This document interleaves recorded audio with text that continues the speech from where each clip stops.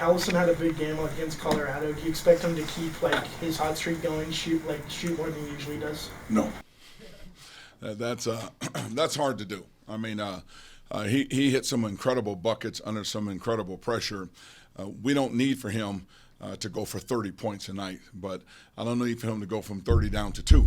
If he can stay somewhere, between 10, 15 points, I would be thrilled just to be that threat, and then just knock down open shots when you get them at a pretty high rate. These guys, again, all of them shoot the ball so well in practice. Viante, Robert Franks, Charles, Keith Langston, Stevie, our walk-on, everybody shoots it well. We need to carry it over to the games, and that's about confidence. And if we can do that, we don't need for Charles to have that kind of a game if everybody will just bring their confidence to the floor. Arizona was already pretty good. What does Alonzo add, and how does he change their team? I mean, obviously he just makes them better. I mean, they are very efficient. They play extremely hard. And the conversation I have with my players, because, we scored close to 100 points a game over in Italy and shot the ball extremely well. What you see in Arizona, Oregon, Utah, ASU, USC, and UCLA, you see all 5 starters on their game, and even maybe a 6th and 7th player coming off the bench in some of those programs on their game. They're getting in double figures. They play well. They play with confidence. That's where we need to get to, because if we do that, we can play with these teams. If we show up to a ball game and there's 2 or 3 guys that are not on their game and you have them out on the floor for any periods of time, it's going to hurt you playing against those teams, and certainly playing against these 2 teams this weekend coming up.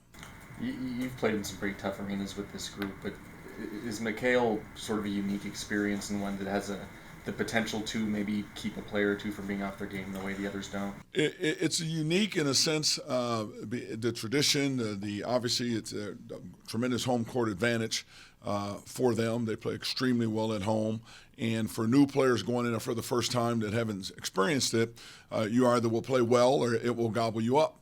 And I'm hoping that those players in our program will play well, because for a basketball player, you would want that energy in a building. You would want people there and that kind of a arena to play in and everything. So hopefully it will allow us to play up.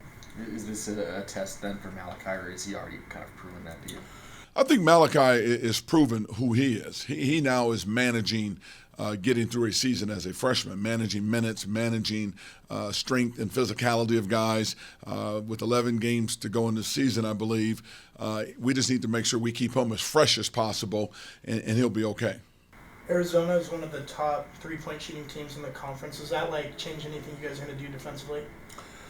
Not necessarily, because we know that going in. ASU shoots it well. USC, UCLA, Utah, everybody shoots the ball well. So defensively, it just requires you to be locked in and pay attention to detail. Lauri Markkanen, anything really stand out?